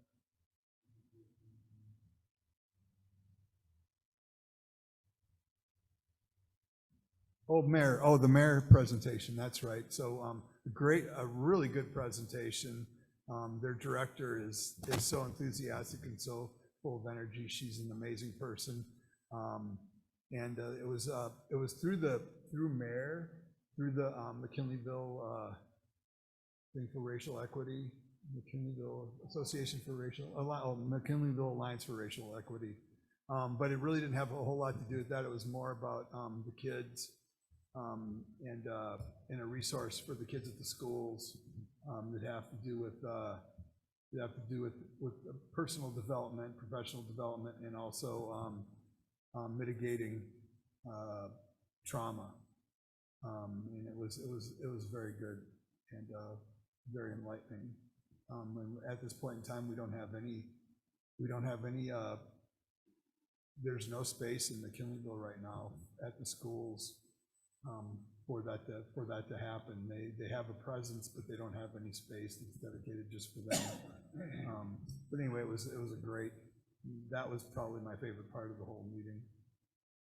Can I give a little feedback, Greg? Sure. So Tuesday, I made was at the Board of Supervisors, and they had an agenda item where they're going to develop a county grants coordinator, starting with one, and we may be working up. And I let them know that there was lots of components to that. As an example, working on the issue where special districts, for many types of grants, has to partner with the county or a city or whatever, and that we're trying to get that more and more and more ironed out, which you've worked on for a long time as well, Greg. Yeah, like the block grants all have. Yeah, and I specifically told them that, as an example, we do pretty good, doing our grants and managing them, but that as the county develops these more spider webs out, that they need to, again, have us be a part of that discussion that's going on. As they're developing this position, they're talking about having a committee or whatever, and I asked them to be sure to get a hold of us and the McMac. So I wanted to maybe say, well, you were going to write a letter that maybe you might discuss that with the group about adding that component, that if the county's trying to develop a grants person to help with grants, that we don't need them to help all the nonprofits that are already doing their thing, that they need to help more directly to those of us that are providing services. And so, anyway, I just wanted to throw that out, and I think that's an important Yeah, no, I completely agree that if nothing else, at least the McMac should be involved, or at least be informed of the process it's going to go for whoever that grant writer is, or however that department works out. And one of the things that I was thinking about as this was all going on in these conversations yesterday, is that I know that many times a bunch of us are all jockeying for the same damn grant. And it'd be nice to have, kind of coordinate that a little bit like we do, God help me guys, when we get our earwork money, where we all go, 6 counties in North Coast Columbia. Thank you. And even with our paving that we have to go through with HCOG, that there's more of an understanding of what's going on and who, so, because it's a little frustrating, of course, when we don't get a grant, but it's more frustrating to me to find out that we never were in the running anyway, so we wasted all that damn time, all that productivity. That's what I like to see, these things collaborate better, so that nobody's spinning their wheels wasting their time, because we all have a limited time resources. So anyway. I'll bring it up during my McMac meeting. Yeah, I think that'd be cool. Okay, Humboldt local agency formation. I gave you my report on that already. So move on to environmental Will that be matters. your last report? Well, God darn it. until we have to run again. I mean, I'm not sure what the cycle is. Anyway, Environmental Matters Committee, we didn't meet. Ad hoc committee on the community forest. We have a meeting Have a meeting coming up. next week? Oh, January 10th, okay. All right, legislative and regulatory reports, anything there? No? Couple okay. things to talk about very fast as well. So we were down at conference, and it was pretty interesting. I know Joaquin DWR, and I also know Elaine Sobek, who's now the Department of Water Resources. That I've known her since she was at NOAA when we were working on our surf fisherman deal. And so something that has just come up, and it doesn't like absolutely hammer MCSD, but it's one of the reasons we wanted to get on the basin plan, the Eel River Basin Plan. We wanted to be a part of that.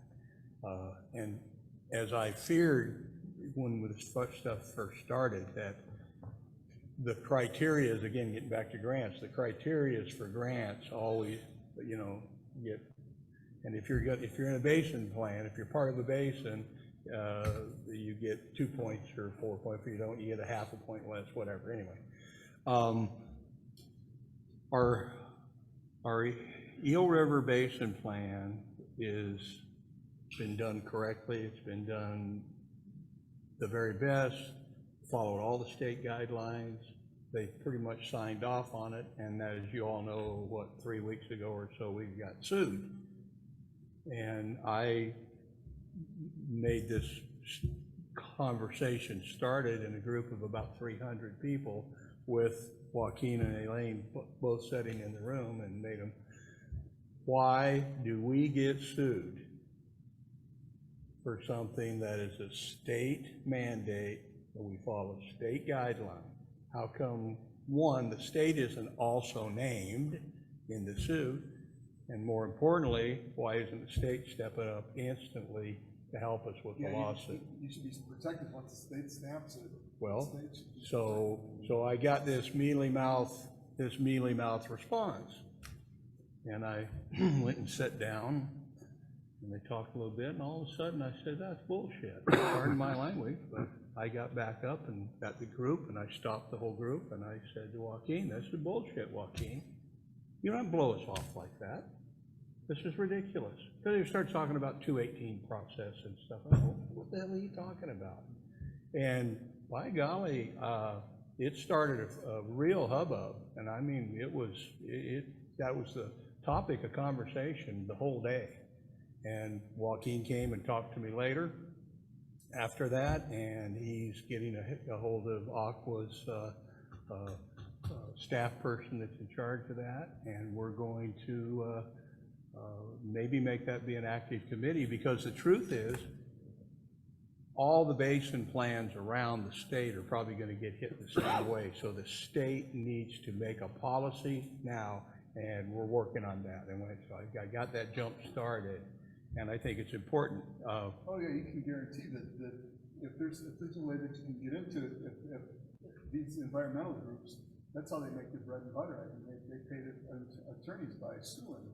And once, if they see an opening, well, and when you look at our basin and our, you know, we've only got a few dairies left, and it just seems pretty hard not to believe that the whole goal of this not only is to make dollars, but to finish shutting down our dairy industry. And this is the lowest priority basin there is in the state of California. With the Eel River? Yeah. I mean, you know, so. Yeah, because we got the Matterhorn one. So anyway, I bring that up, and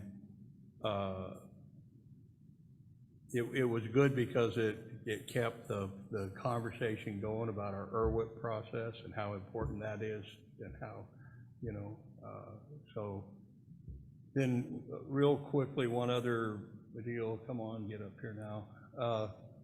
The state, you know, we've got our Water Smart program that we've been doing through Aqua for a long time for the drought, okay? And now there's the project, and it's not brand new, but Quench, California. And so I've got some video release announcing the partnership opportunities and stuff, all these videos. And I've sent a copy of that to you, Pat.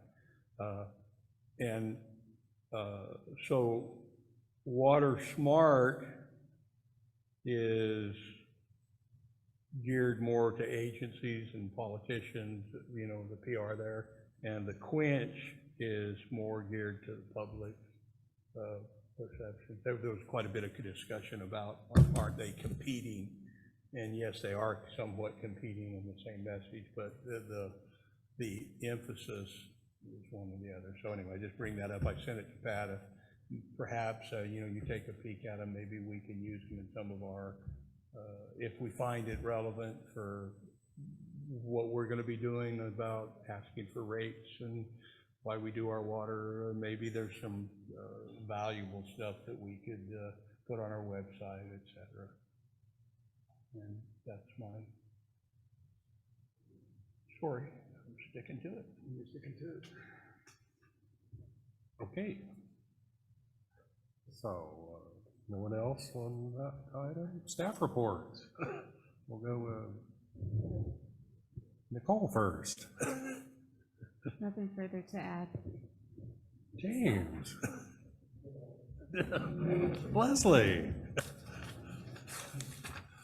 Unfortunately, I do have something else to say.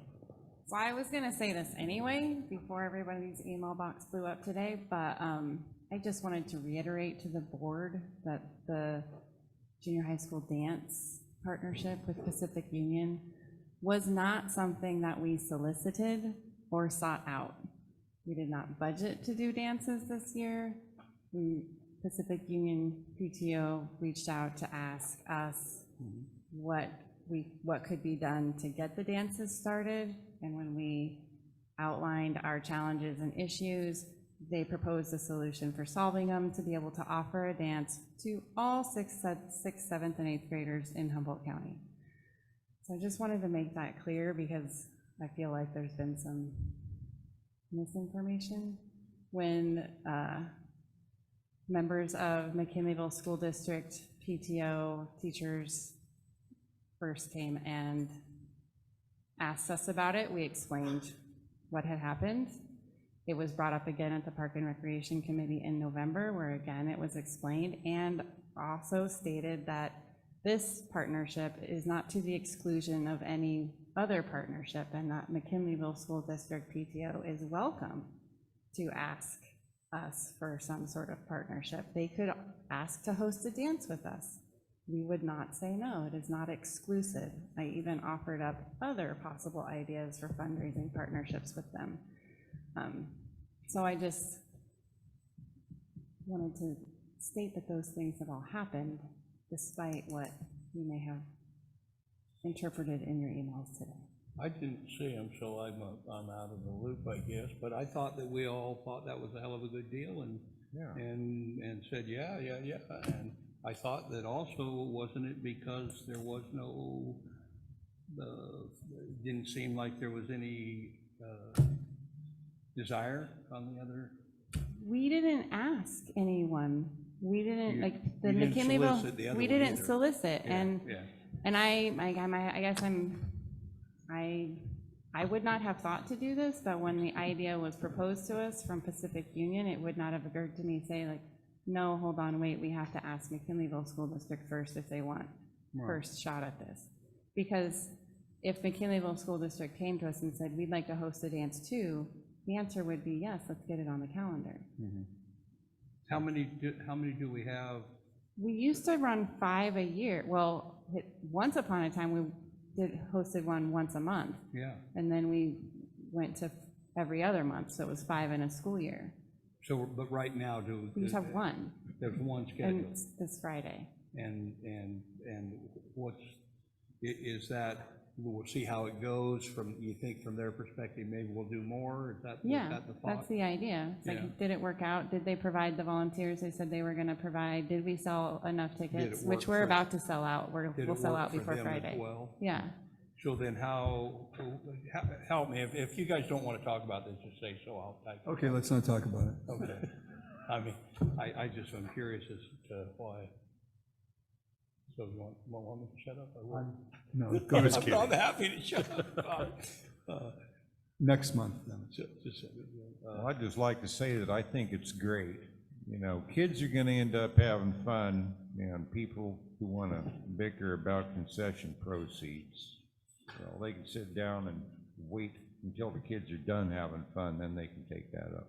Or they can ask to Yeah. do something. can have at- another dance. Something, That at was- another dance or at our basketball league. That was my thought. I was like, wow, this is a really good idea. They could basically be creating something that all the schools could take advantage of, and each one have a dance a year, a couple of dances a year, and use that facility.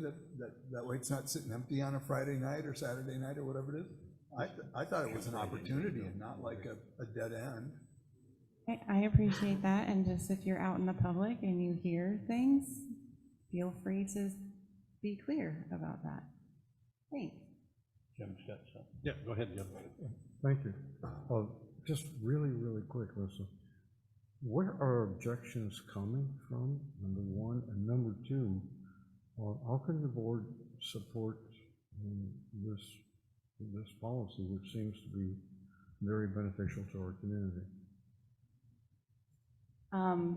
My interpretation of the objections are that we have somehow slighted the McKinleyville School District PTO by not offering this opportunity to them first and/or exclusively, as they are in the McKinleyville community, and that the dollars being raised by the Pacific PTO are in service to a school outside of the McKinleyville community, a school that happens to serve many students who live in McKinleyville.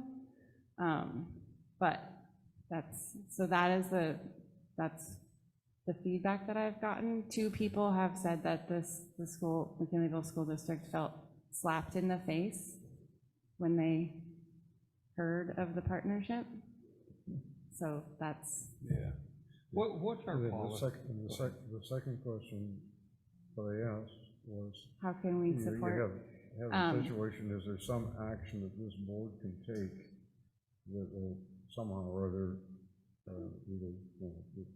I don't think, spread other out on than, if you're asked in the public or you hear it spoke about, or, I would just be able to speak to the truth of what you know based on what's been stated at these meetings and what you know about how it came about, and then reiterate that it is not an exclusive partnership, that we are open to partnering with the McKinleyville School District, and we are not going to solicit that partnership.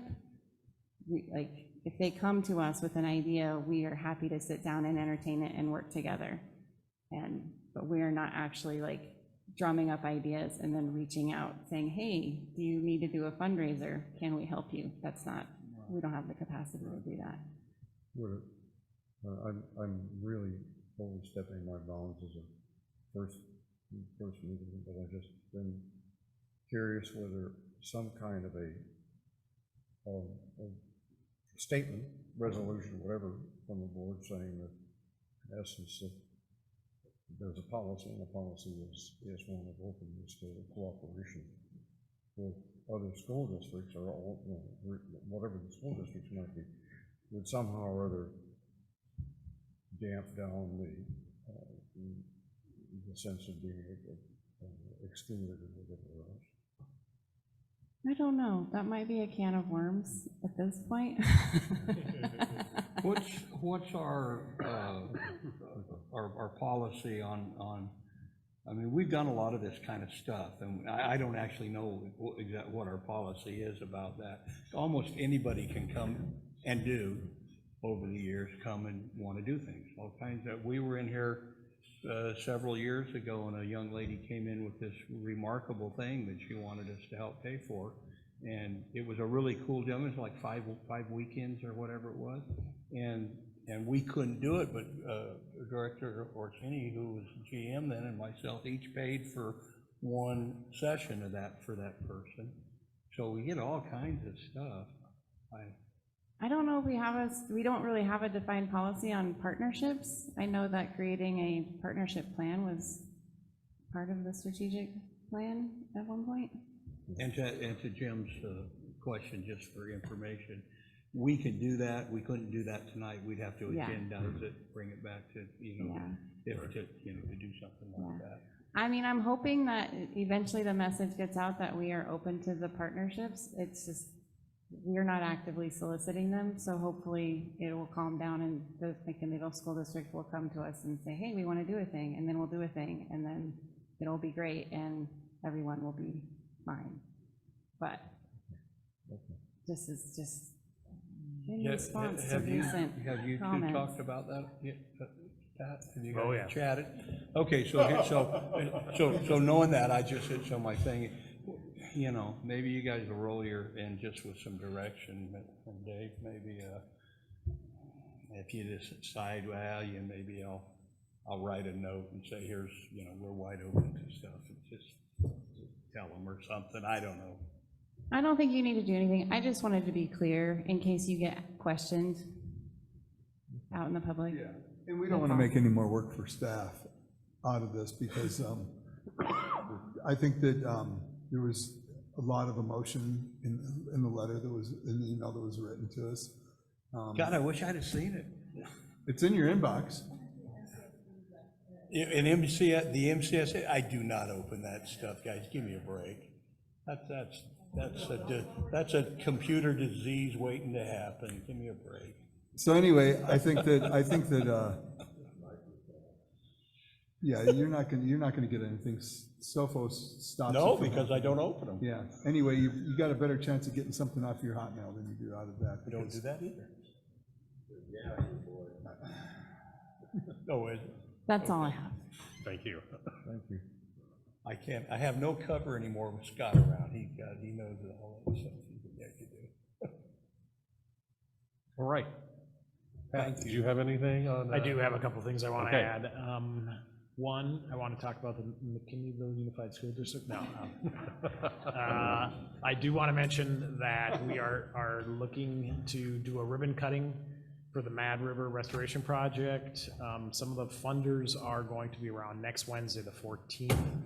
And so Mary Burke, Caltrout, is trying to set up that ribbon cutting. It very well may come down to like the day before. So I will, of course, let you know as soon as I know, but it will be probably short notice. Yeah. You're kidding me, right? So this biggest Say thing. maybe next Wednesday, is that your? Yeah, I so, know it's done, but that's ridiculous. How do we get media there and stuff? yeah, and we brought that up with Caltrout and about writing, you know, and trying to get other local bigwigs, et cetera, there. But it is Caltrout's project. They are kind of taking the lead on that, so. What's that? I just pulled a joke. Okay. The other thing I wanted to mention was to remind everybody that starting next month, we are starting at 6 p.m. instead of 7 p.m. That's it for me. So you've got a whole checklist of huff and puff on everybody to get a hold of? We do, and Mary and I talked about it, and I very much did, because I have plenty of things to do, left it to her to reach out to all those folks, and I don't know if she has, to be frank, so I'm not quite sure. But we can always do another one. Yeah, that's what I was gonna say, so we could do a real one Yeah, after the fact. yeah, So right now it's tentatively scheduled for Wednesday. correct. And I don't even know what time or anything, yep. Wow. Keep your Wednesday open. Hope it doesn't rain. Mine's already booked. Already booked. Well, let's see, President's report. So what was the art thing we had at the teen center? What was the name of that? McKinleyville Arts Night. McKinleyville Arts Night, I attended that. Bought several nice pieces of art, and there were most people I've ever seen in the teen center there, so it was a pretty good I wanted event. to go to that, but I was out of town. I was on my way back. Had 2 glasses of wine, bought 3 pictures. It was a good time. 4 glasses, I need about 6 pictures. I don't know. I was competing with Pat for pictures. Yeah. What was the theme? The theme. Well, it was a fundraiser for, It was a fundraiser for the McKinleyville Boys and Girls Club teen site. It's part of their grant agreement with the SH Cal Foundation, which funds their operations over there. And Sorry, I didn't go. so, yeah, it was an art auction, essentially. So we collected art, like a lot of the teens provided art, local artists provided art. Were we out of town then? No. And we had over like 75 pieces of art to sell. Wow. I think we sold all but maybe 20 of them, which was really cool. It was really interesting to see what sold for how much. There was a old poster of the Eureka waterfront that somebody donated, So and it went for are- $85, which was, Are we gonna wild. see that in the, what it was, it's not the Earth First Gazette, it's what, the Mad River Union? Yeah. Are we There gonna was- see anything about that in there? well, I don't know about an article in it, like after the fact. There was stuff in the press prior to. I went on the news to talk about it. Oh, okay, cool. Yeah. Well, wonderful. Yeah. It was fun. It'll be an annual event. We plan to do it again next year, yeah. But that's just a part of our deal that I think we've talked about before, part of our strategic stuff. But communication is huge, and we try really hard, but we don't get taken care of very well. You know, just the news people on their own don't really seem to look us over like they should, and so the more. Well, you know, the thing is, there's so much turnover at KI, whatever it is, the Channel 3 and Channel 7, which are the only local TV that we have, that it's tough to, once you make a contact with somebody, they're here for 6-8 months and they get a contract and they Right. go to a different market. I did meet the, generated more controversy, they'd be all over us. Oh, yeah, oh, yeah. I did meet the, what is it, John O'Connor? John O'Connor? And he said anytime there's something going on, just like let him know, and you can go on the live at 5 Yeah. for Oh, a that's short good. interview. So if your ribbon cutting is next Right. Wednesday, you might be able to get And I on don't know there how like the hell Monday we or did it. Tuesday. I don't know how the hell we break into the Loco, but they got a lot of coverage. I mean, it was just like they ignored the shit out of it. I mean, they get a lot of coverage. Anyway, that's important. We One of my, have to put out press releases, and the press All the releases have to time. be, and the press releases have to be aimed at people that are actually going to. yeah.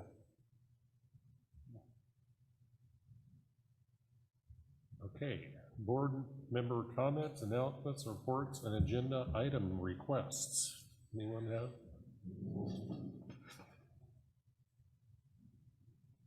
Okay, I see none of that, so we're adjourned. I second that.